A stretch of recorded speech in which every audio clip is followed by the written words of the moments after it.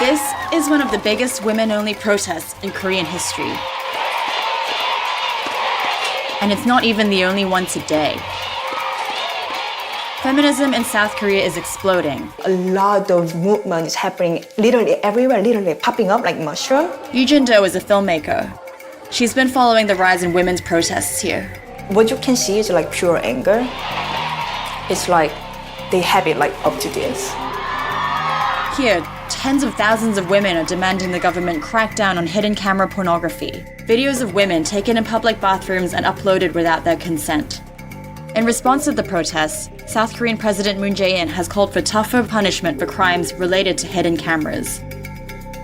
It's all part of a massive and growing feminist movement, not just in Korea, but around the world. 온라인 연결성을 통해서 전 세계 여성들이 지금 일종의 자극이 되는 거, 그래서 너무 중요한 일종의 연대 그룹이 전 세계적으로 만들어지고 있지 않나 그런 생각이 듭니다. 예. It's a movement that actually predated the #MeToo campaign, which launched almost a year ago and has spread around the world. Me Too borrowed strategies from women's movements around the world in its evolution. That narrative of Me Too starting a feminist movement, I found a bit troubling. It doesn't happen in a vacuum. Local movements around the world paved the way for Me Too. But Me Too is also fueling those same movements. And the best example of that might be right here in South Korea. I'm Isabella Steger. This is Quartz. This used to be a brothel. But now it's home to the Lala School, a group that teaches classes to kids and adults on consent and sexual harassment. 그래서 스티커를 그 아이들의 몸에 붙이고 반드시 허락을 받도록. 그래서 여기 있는 거 떼어도 되니? The school is part of a wave of activism sparked by the brutal murder of a woman in a public bathroom next to Gangnam subway station in Seoul. The victim was targeted because she was a woman. Women came together, they marched in the streets and posted notes of solidarity to the subway exit.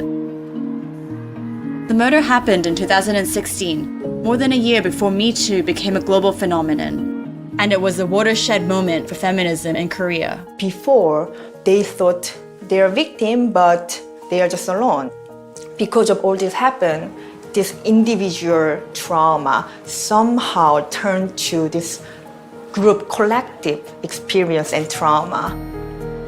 We can do something together. We can help each other. We can share all these ideas and stories with other people too.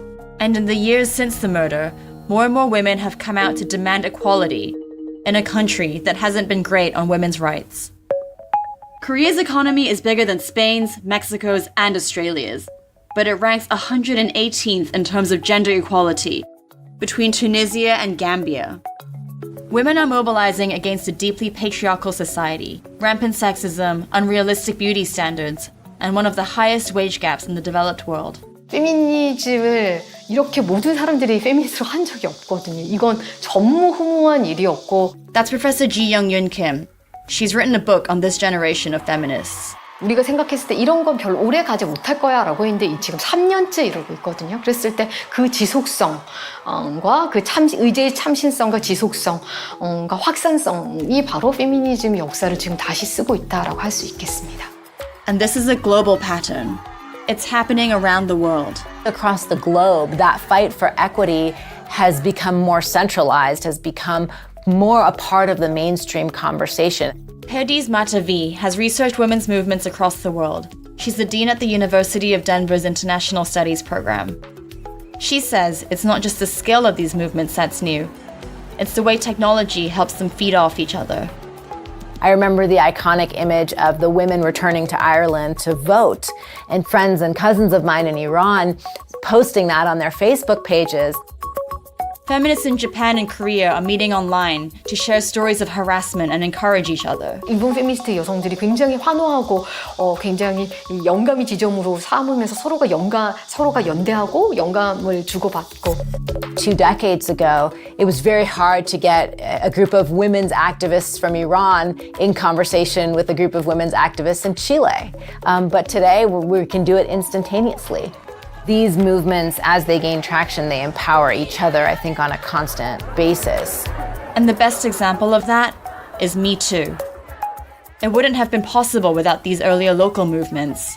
But Matavi says it's now also sustaining those same movements. When Me Too happened, it fed that really important cycle of breathing new life into movements that were already underway, but further empowering folks that may have been feeling battlefield fatigue. That's exactly what happened in Korea earlier this year. The movement sparked by the Gangnam murder was suddenly reinvigorated by Me Too, when a woman appeared on live TV 굉장히 힘든 기억입니다. and accused a high-ranking government official of sexual assault. 허리를 감싸 안고 엉덩이를 쓰다듬는 행위를 상당 시간 동안 하였습니다. This accusation caused a chain reaction that took down a half dozen of the country's most renowned writers, filmmakers, politicians, and professors. It sparked more protests and gave women a bigger platform to share their stories. At the same time, the forces of connectivity and technology that enabled this explosion of feminist movements are also accelerating the global counter-trend, the backlash. 온라인 공간 안에서는 정말 몇 초, 몇 분 간격으로 여성 혐오적인 이야기가 많이 나오고 In Korea, the backlash has been fierce. At the hidden camera protests, we agreed not to show anyone's face. Women feel it's too dangerous to be identified. The organizers also asked to remain anonymous. What are you afraid of in terms of reaction from men or people who disagree with you? 황산이나 염산 같은 테러를 한다거나 그런 예고를 하기도 하고 인터넷에서 심지어 그 회사에 심지어 시위에 참여했다는 이유만으로 부당 해고를 당하는 사례까지 있었고 그런 식으로 저희 시위 참여자들은 진짜 그 시위에 참여했다는 이유만으로 굉장히 큰 위험한 상황에 처해 있다고 볼 수가 있어요. 그래서 Matavi sees similar tactics across borders. The violence, the online intimidation, the physical intimidation. If we go back to Iran, women were arrested on a lot of raids. You'd have public floggings to send a message. These are very heavy prices to pay. But, she says, there's hope. The power of these movements is that they don't back down. And we are now starting to see the fruits of that success. Women around the world are fighting for their rights with renewed intensity. But it's hard to know how long that intensity will last.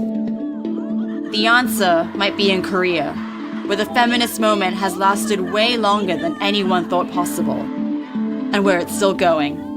It's a really emotional task. It's really hard not to be emotional because it's about my life, it's about my issue, it's about my identity. Yeah, but still I'm really glad that, I can witness and I can archive this moment so that it can be part of the history.